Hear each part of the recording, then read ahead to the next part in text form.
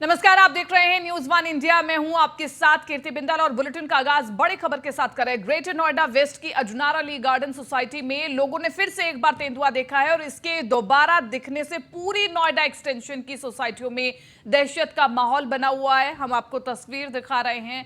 लोग सतर्क हो चुके हैं। तेंदुए को ढूंढने के लिए वन विभाग की टीम के साथ स्थानीय लोग भी जुटे हुए हैं। मामले में विभाग की लापरवाही मानी जा रही है। स्थानीय सोसाइटियों के लोगों का कहना है कि वन विभाग अब तक कार्रवाई करने में असफल है।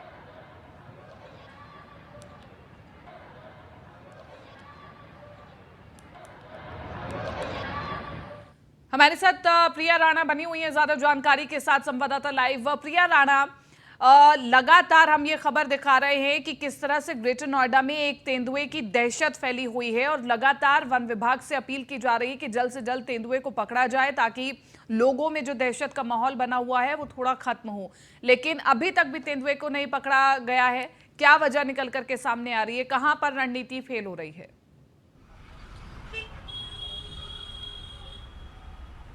जी कीर्ति, बिल्कुल। देखिए, इस वक्त हम अजनारा ली गार्डन सोसाइटी के बाहर ही इस वक्त मौजूद हैं और देखिए, कल दोबारा से एक बार तेंदुआ देखा गया और इससे पहले एक हफ्ते पहले भी यहाँ पर तेंदुआ दिखाई दिया था, जिसको लेकर देखिए पहले ही डीएफओ ने कल कहा है कि उनकी टीम लगातार काम कर रही है, 9 टीमें लगाई गई हैं।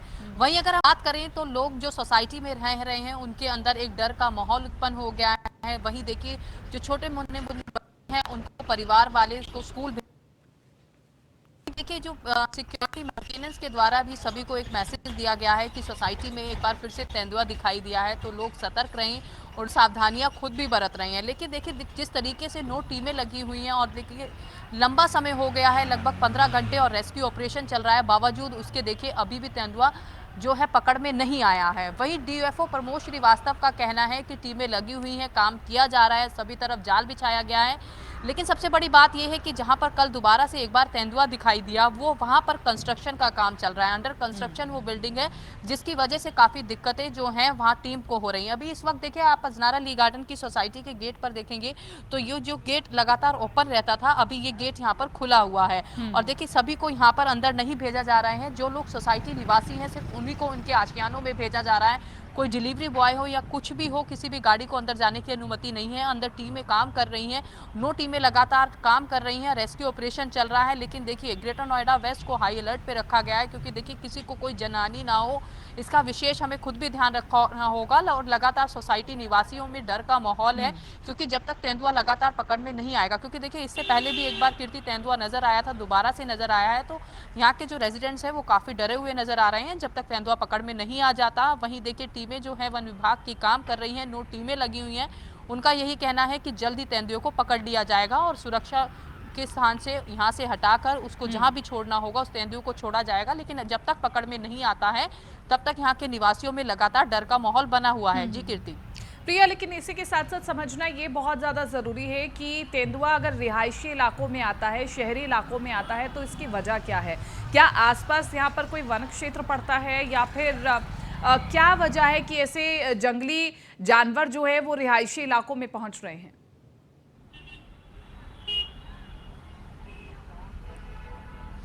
देखिए कीर्ति, इससे पहले जो तस्वीर आई थी उसमें ये था कि सोसाइटी निवासी ने तेंदुए को देखा था, तो देखिए कोई भी सीसीटीवी फुटेज उस टाइम नहीं मिल पाई थी। लेकिन सबसे बड़ा सवाल यही है कि पहले भी देखा गया और देखिए कल जब दोबारा देखा गया तो वहां पर एक फुटेज भी जो है लगातार वायरल हो रही है, उसमें तेंदुआ साफ तौर पर दिखाई भी दे रहा है, अंडर कंस्ट्रक्शन बिल्डिंग है। वहीं आसपास के एरिया की बात करें तो इस टाइम यहाँ पर हाई राइस की सोसाइटियां लगातार बनी हुई हैं, पहले जंगल था, या तो ये तेंदुआ कहीं से भटक कर आ गया है जो अपने स्थान पर नहीं पहुंच पा रहा है। और देखिए उस स्थान पर उसको देखा गया जहां पर वहां पर अंडर कंस्ट्रक्शन का काम चल रहा है, बड़े बड़े टावर्स वहां खड़े हुए हैं, जिसकी वजह से टीम को काफी परेशानी हो रही है क्योंकि देखिए दोबारा सेम जगह पर तेंदुआ दिखा है तो इसका मतलब कि रेस्क्यू पहले ही कर लेना चाहिए था। दोबारा से तेंदुआ दिखने के बाद रेस्क्यू ऑपरेशन यहाँ पर चलाया जा रहा है, जाल बिछाया गया है, पिंजरा मंगाया गया है। लेकिन देखिए लगातार कल रात की वो घटना है और दोबारा से रात होने वाली है, लगभग 24 घंटे हो जाएंगे, लेकिन अभी भी जो तेंदुआ है वो पकड़ में नहीं आ पाया है, जिसकी वजह से सोसाइटी निवासी डरे हुए हैं। और देखिए बिल्कुल, बिल्कुल शांति का सोसाइटी यहाँ वासी पर। डरे हुए हैं, लोगों में दहशत का माहौल भी है। प्रिया, भी आपने दिखाया भी गेट पर कि किस तरह से सुरक्षा व्यवस्था चाक चौबंद कर दिया गया, लेकिन एक बार फिर से तस्वीरें दिखाएं और बताएं कि माहौल वहां पर कैसा है, लोग क्या कुछ कह रहे हैं।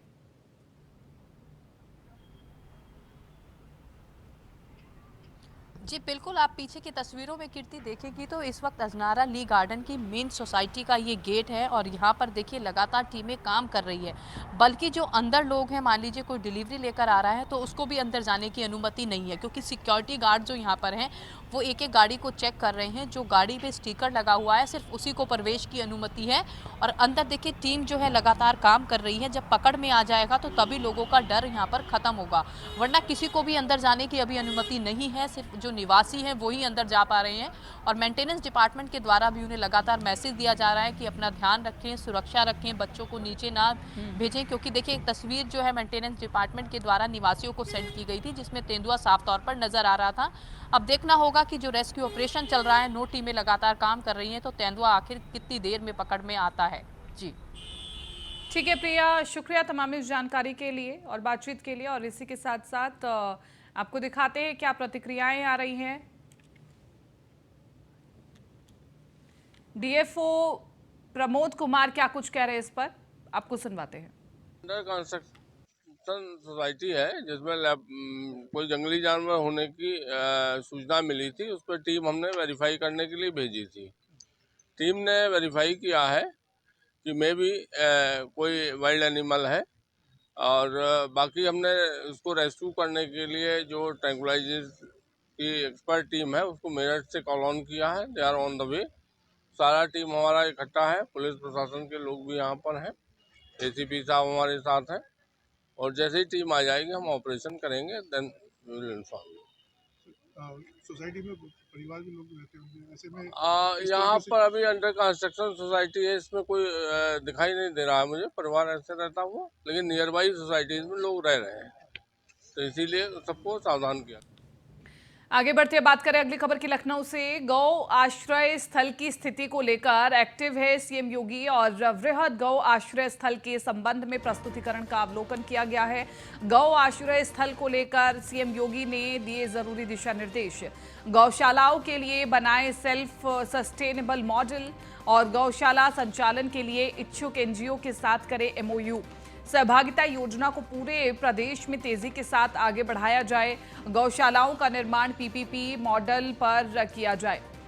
नेचुरल फार्मिंग, गोबर पेंट, सीएनजी और सीबीजी से जोड़ा जाए। ठंड और भूख से किसी गौवंश की मौत नहीं होनी चाहिए, इसका ध्यान रखना होगा। और निराश्रित गौवंश को पालने वाले पशुपालकों का पैसा रिलीज भी किया जाए।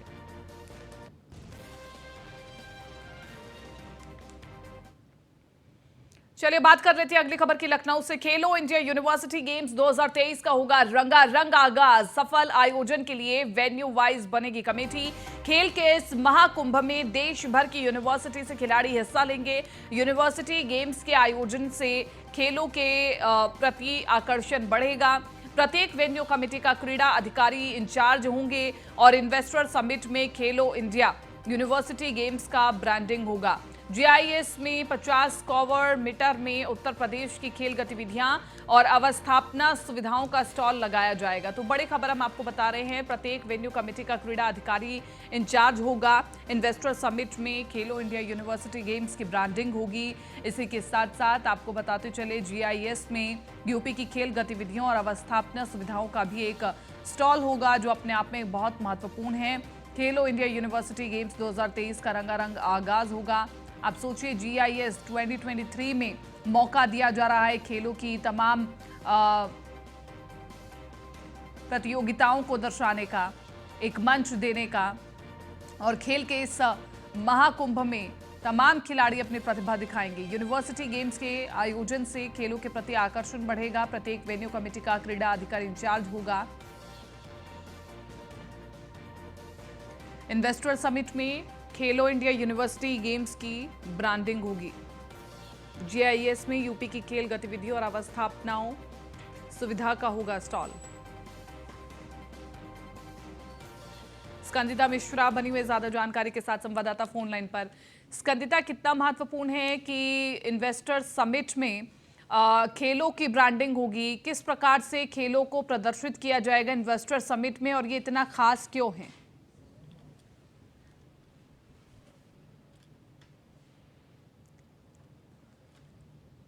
चलिए स्कंदिता से दोबारा जुड़ने की कोशिश करेंगे। प्रत्येक वेन्यू कमेटी का क्रीड़ा अधिकारी होंगे इंचार्ज, और क्या कुछ खास रहेगा, क्या पूरी प्रक्रिया रहेगी, कौन कौन से खेलों की ब्रांडिंग देखने को मिलेगी, खिलाड़ियों में कितना उत्साह होगा, इसी के साथ साथ कई महत्वपूर्ण चीजें देखने को मिलेंगी इन्वेस्टर समिट में।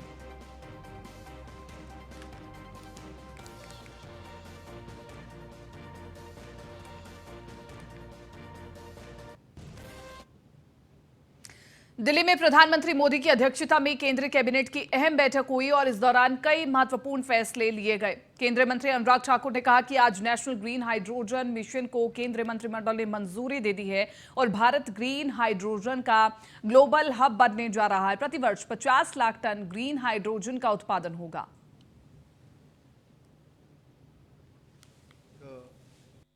अच्छी बात है, लेकिन और नई टेक्नोलॉजी के माध्यम से कैसे हम अच्छे प्रोग्राम्स जन जन तक पहुंचा सकें, सही खबरों को सही समय तक पहुंचा सकें, वो तो कर ही रहे हैं।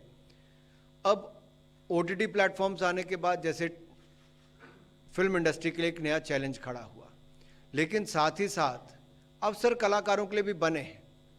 अगर मैं अपनी ही बात करूं, देखिए ऑल इंडिया रेडियो अब केवल आपके ट्रेडिशनल रेडियो सेट्स पर नहीं, न्यूज ऑन एयर आपके फोन पर भी आता है, और ये देश भर के रीजनल से लेकर national channel all India radio के आपके मोबाइल फोन पर भी उपलब्ध है।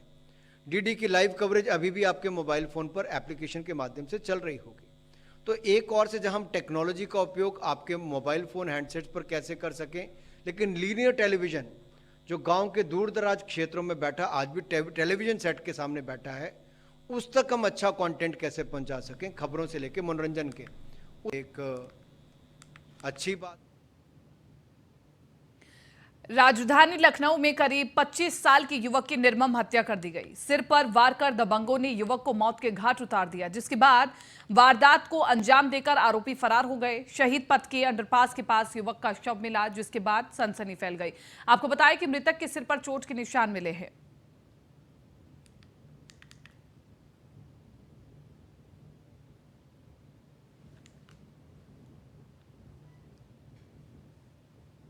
एटा में न्यूज वन इंडिया की खबर का दमदार असर हुआ है, जहां एटा सीएमओ उमेश त्रिपाठी ने न्यूज वन इंडिया की खबर को संज्ञान में लेकर न्यू हेरिटेज हॉस्पिटल को सीज करा दिया है। आपको बता दें कि न्यू हेरिटेज हॉस्पिटल में डॉक्टर की लापरवाही से प्रसूता की मौत हो गई थी, जिसके बाद सीएमओ ने अब कार्रवाई की है।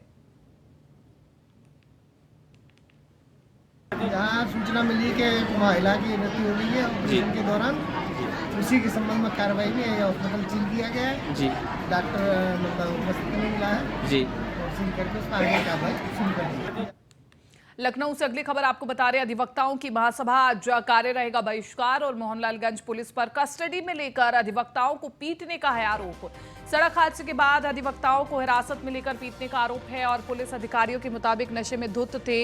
अधिवक्ता नशे में धुत होने के कारण बाइक सवार को मारी थी टक्कर। लोगों की पिटाई से चोटिल हुए अधिवक्ताओं का पुलिस ने मेडिकल भी कराया था। मेडिकल रिपोर्ट में नशे में धुत होने और चोटिल होने की पुष्टि हुई थी। यूपी बार काउंसलिंग सेंटर बार एसोसिएशन राज्य विधि परिषद के पदाधिकारी करेंगे महासभा, और महासभा मोहनलालगंज तहसील में बुलाई गई है अधिवक्ताओं की महासभा, और बार एसोसिएशन पदाधिकारी और अधिवक्ता मिलकर बनाएंगे रणनीति। 31 दिसंबर को अधिवक्ताओं ने नेशनल हाईवे को 9 घंटे जाम किया था। पुलिस ने 300 अज्ञात अधिवक्ताओं के खिलाफ मुकदमा दर्ज किया था। तो बड़ी खबर आपको बता रहे हैं, यूपी बार काउंसलिंग सेंटर बार एसोसिएशन राज्य विधि परिषद के पदाधिकारी करेंगे महासभा।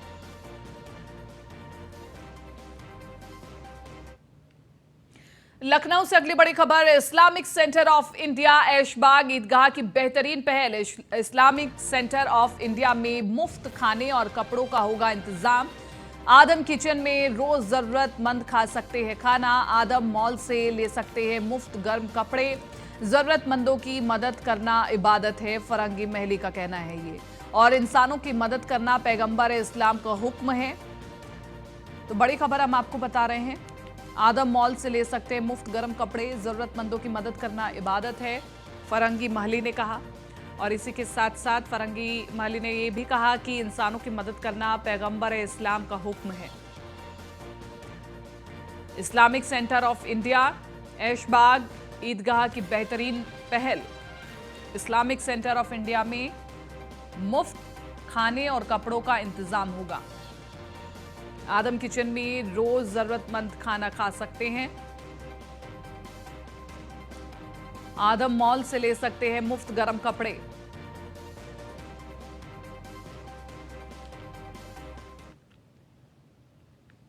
मैनपुरी के घिरौर थाना क्षेत्र ग्राम कोसमा मुसलमीन में सरसों के खेतों से पुलिस ने 300 जिंदा कछुओं को बरामद किया है, जिनकी अनुमानित कीमत 15 लाख रुपए बताई जा रही है। आपको बता दें कि पुलिस को सूचना मिली थी कि कोसमा गांव में सरसों के खेत में 10 संदिग्ध बोरे पड़े हुए मिले हैं, जिसमें कुछ हलचल हो रही है। जिसके बाद पुलिस मौके पर पहुंची और बोरों को खोलकर देखा तो उसमें दुर्लभ प्रजाति के 300 कछुए निकले। फिलहाल मामले पर पुलिस के हाथ कोई तस्कर नहीं लगा।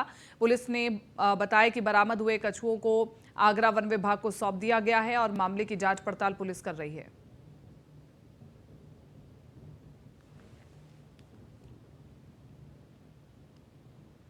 मैनपुरी जनपद के घिरौर थाना में आज लगभग 300 कछुए बरामद हुए हैं।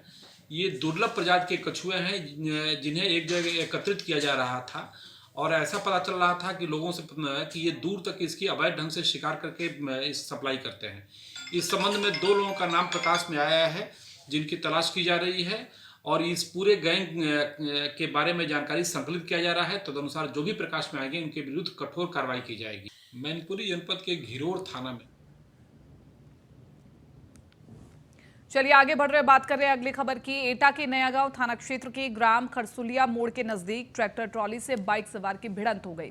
हादसा इतना भयावह था कि बाइक सवार दोनों युवक की मौके पर ही मौत हो गई और हादसे में 3 लोग घायल हो गए हैं और घायलों को उपचार के लिए सामुदायिक स्वास्थ्य केंद्र अलीगंज में भर्ती कराया गया है। सब लोग जा रहे थे, हम तो चले पीछे बैठते ये नहीं देख पाए थी किधर से लगी क्या लगी, हम तो डिलीवरी बंद हो गया। कितने लोग घायल हुए हैं? इसमें 4-5 लोग हमारे कोई मरे भी हैं? पता नहीं, इसमें हम देख नहीं पाए। हम तो बाकी 3 को जाएगा, बाकी 15 को जाएगा। चकरी का अब खबर बरेली से, जहां पर संविदा कर्मी की करंट लगने से मौत हो गई थी, जिसके बाद बिजली विभाग के 5 अधिकारियों पर गैर इरादतन हत्या का केस दर्ज हुआ था। अब अधिकारी पीड़ित परिवार पर केस वापस लेने का दबाव बना रहे हैं। दरअसल बीते 7 दिसंबर को सीएम योगी के कार्यक्रम के लिए प्रशासन तैयारियों में जुटा हुआ था। इस दौरान करंट की चपेट में आने से एक संविदा कर्मी की मौत हो गई थी। आपको बता दें, पुलिस की ओर से केस दर्ज करने के बाद भी कोई ठोस कार्रवाई नहीं हो रही है।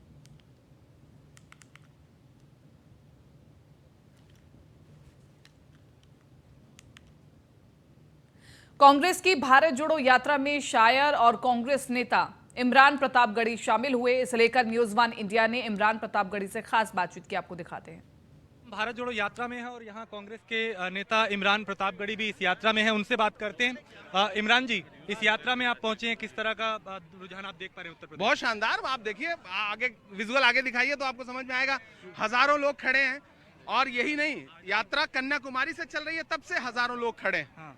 आपको लगता है ये यात्रा एक बड़ा परिवर्तन ला रही है? बिल्कुल ला चुकी है। राहुल गांधी जी की छवि जो गढ़ी गई थी झूठी, वो बदल गई। तो यात्रा बहुत शानदार है और इस यात्रा का बहुत व्यापक मैसेज है। ठीक, तो देखिए, ये इमरान प्रतापगढ़ी थे जो कह रहे हैं कि इस यात्रा का बहुत व्यापक असर जो है वो हो रहा है और एक परिवर्तन जो है वो इस यात्रा के जरिए देखा जा रहा है। वीडियो जर्नलिस्ट नरेंद्र के साथ मैं राजेश कुमार, बागपत। वक्त हम भारत हापुड़ में प्रधानमंत्री की रोजगार योजना को साकार करने के लिए जैन कन्या पाठशाला इंटर कॉलेज की प्रधानाध्यापिका डॉक्टर पारुल त्यागी ने अनोखी पहल की। महिलाओं को आत्मनिर्भर बनाने के लिए हैंडमेड प्रोडक्ट्स की प्रदर्शनी लगाई गई। छात्रों ने आंवला कैंडी, मास्क, आयुर्वेदिक साबुन, सोयाबीन बर्फी, सेब बर्फी, अचार जैसे हैंडमेड प्रोडक्ट्स की प्रदर्शनी लगाई और इस कार्यक्रम में सीडीओ प्रेरणा सिंह, एसडीएम सहित जिले के कई अधिकारी मौजूद रहे। इन्होंने प्रधानाध्यापिका और छात्रों के काम को खूब सराहा। वहीं इस प्रदर्शनी में हैंडमेड प्रोडक्ट्स के साथ साथ छात्रों के रंगारंग कार्यक्रमों ने लोगों का मन मोह लिया।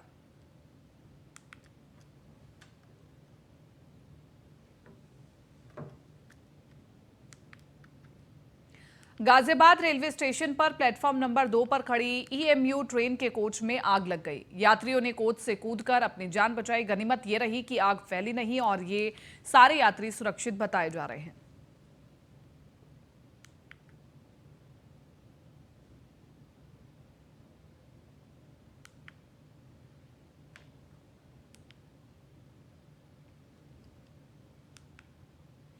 संभल के जूनावाई सामुदायिक स्वास्थ्य केंद्र पर नसबंदी के लिए आई महिलाओं को बेड तक नहीं मिला। लगभग 3 दर्जन महिलाओं का नसबंदी ऑपरेशन कर कड़ाके की ठंड में जमीन पर गद्दा बिछाकर लिटाया गया, जिसका वीडियो सोशल मीडिया पर वायरल हो रहा है।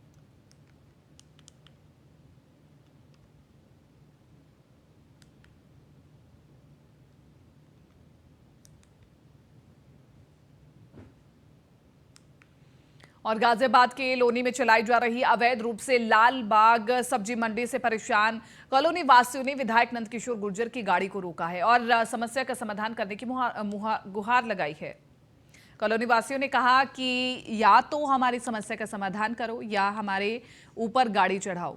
जब तक समाधान नहीं होगा जाने नहीं देंगे। वहीं विधायक नंदकिशोर गुर्जर ने सभी को हाथ जोड़कर समझाया, जिस पर स्थानीय नहीं माने और इसके बाद विधायक ने प्रशासनिक अधिकारियों को समस्या से अवगत कराया और मौके पर तहसीलदार लोनी को बुलाया ताकि उनके समस्याओं का समाधान किया जा सके।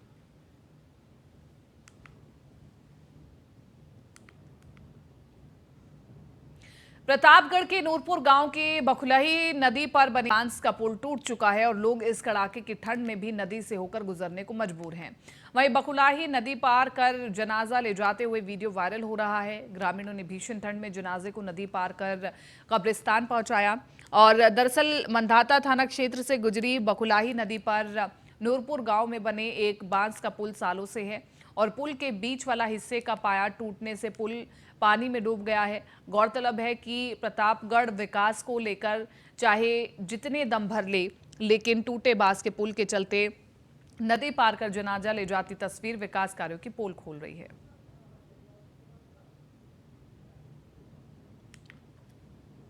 नूरपुर गांव है, इसमें तो कोई पुल उल है नहीं और यही नहीं कईयों मिट्टी कईयों बस्ती का देहांत तो हो चुका। हम लोग ऐसे ही सामना करते हैं।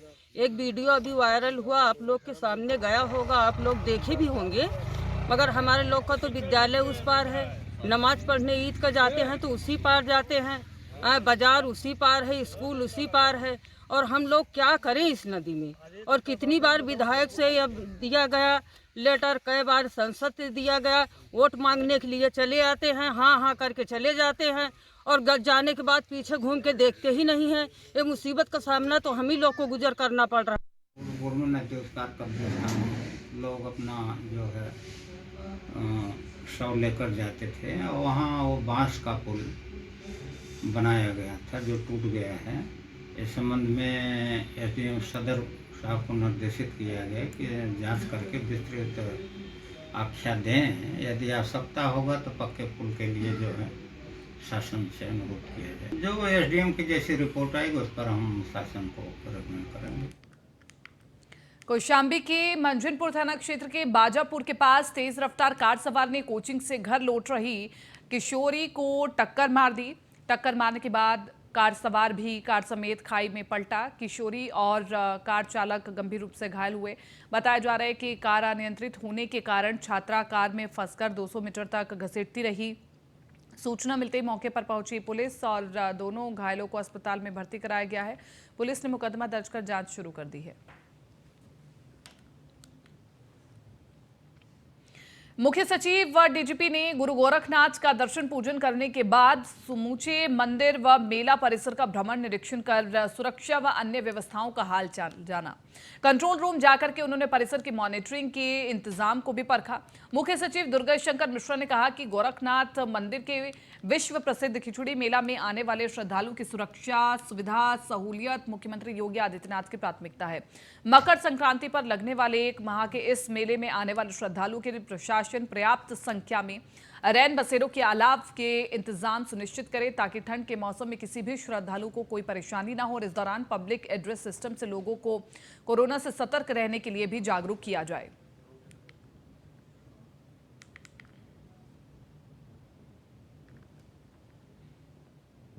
फिलहाल बुलेटिन में मेरे साथ इतना ही। दीजिए इजाजत, नमस्कार।